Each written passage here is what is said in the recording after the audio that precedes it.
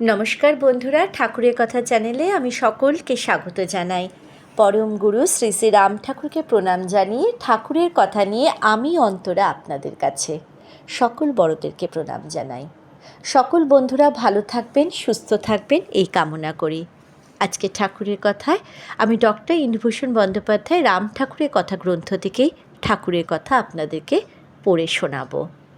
দুটি ঘটনার মধ্যে দিয়ে ঠাকুর যে উপদেশ দিয়েছিলেন সেটাই ডক্টর ইন্দুভূষণ বন্দ্যোপাধ্যায় লিখেছেন।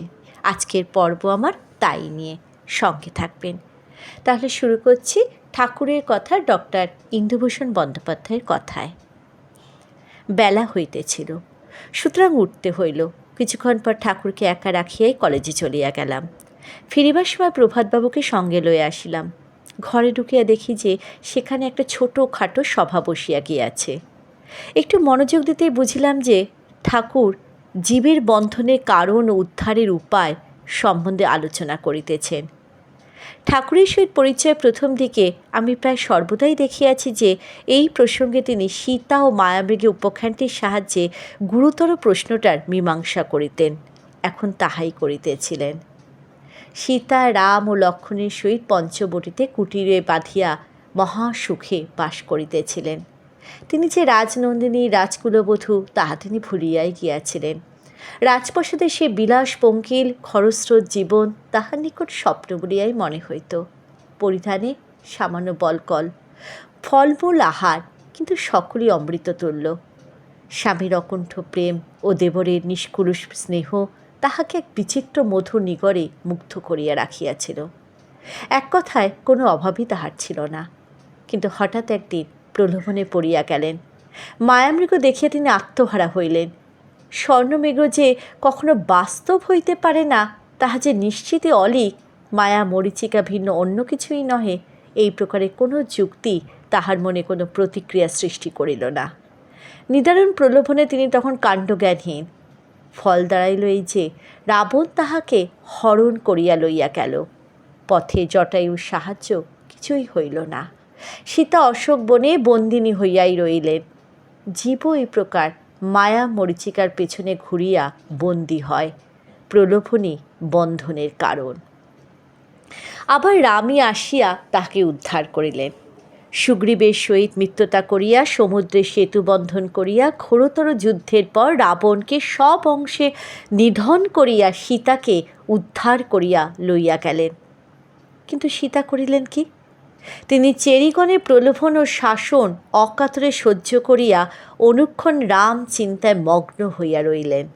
সুতরাং দেখা গেল যে বন্ধনের কারণ যেমন প্রলোভন, উদ্ধারের উপায় অনন্য চিন্তা ও অকাতরে প্রারব্ধ বেগ সহ্য করা।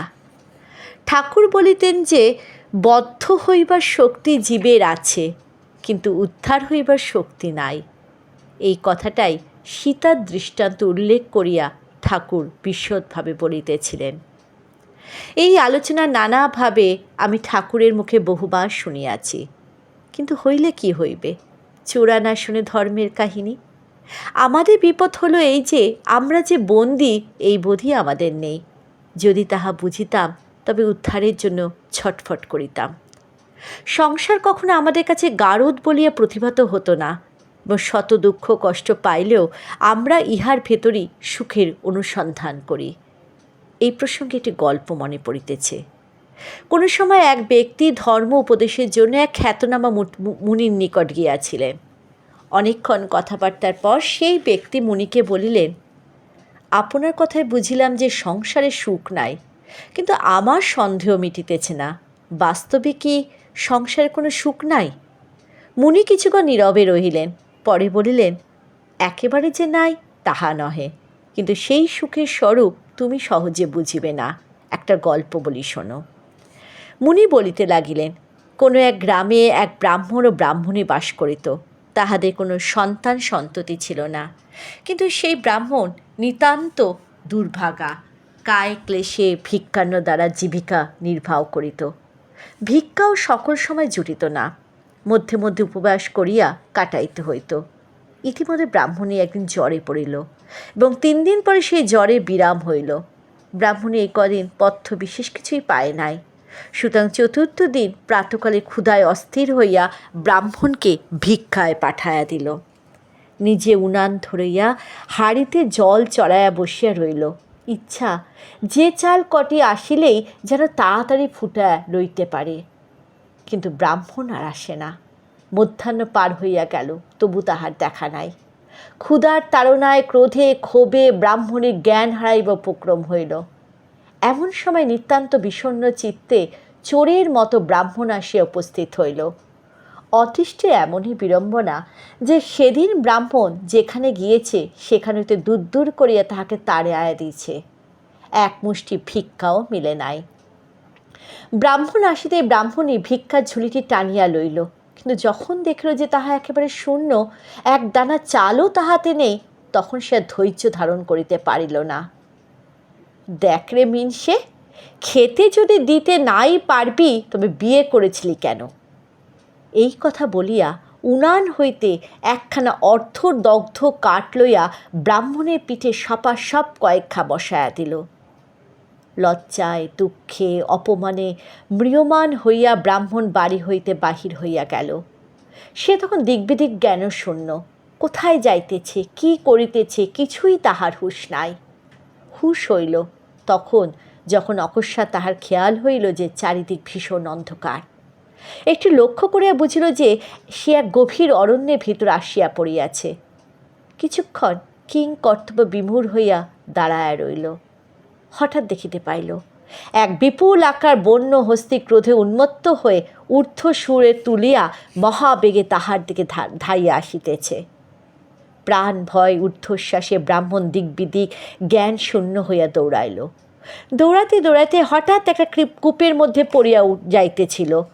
অতি কষ্টে একটা লতানো গাছ আশ্রয় করিয়া আত্মরক্ষা করিল এবং কূপের উপরার্ধেই ঝুলিতে লাগিল।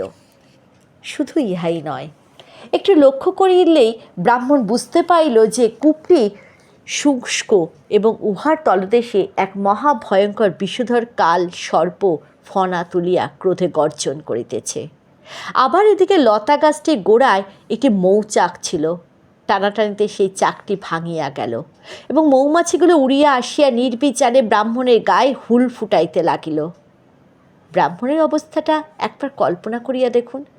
উপরে ক্রোধ উন্মত্ত হস্তি ধাওয়া করিয়া আসিতেছে, নিচে বিষধর সর্প গর্জন করিতেছে, মৌমাছিরা মনের আনন্দে হুল ফুটাইতেছে এবং সে যে লতাটি আশ্রয় করিয়া আছে তাহা এত সরু যে যে কোনো মুহূর্তে মূল শুদ্ধ হইয়া উঠিয়া আসিতে পারে। কিন্তু আশ্চর্যের বিষয় এই যে এমন ভয়াবহ অবস্থার মধ্যেও ব্রাহ্মণের সুখ লিপ্সা অটুটি রহিয়াছে। মৌচাক ভাঙিয়া যাওয়ায় লতা বাহিয়া একটু একটু করে মধু চুয়াই আসিতেছে এবং ব্রাহ্মণ তাহা চাটিতেছে। উপসংহারে মুনি বলিলেন, সংসারের সুখ এই মধু চাটা সুখ, অথচ এই সুখের জন্য কত না রেষারেষি, কত না দলাদলি, কত না লাঠালাঠি। তাই সংসার যে একটা নিষ্করুণ বন্ধন, এই বোধই আমাদের নাই। শত উপদেশও আমাদের চৈতন্য হয় না। কিন্তু ভাগ্যক্রমে একবার এই বোধ জাগ্রত হইলে ছটফটানি আরম্ভ হয় এবং পথের অনুসন্ধানও শুরু হইয়া যায়। বিষাদ যোগ হইতেই গীতার আরম্ভ। জয় রাম, জয় গোবিন্দ।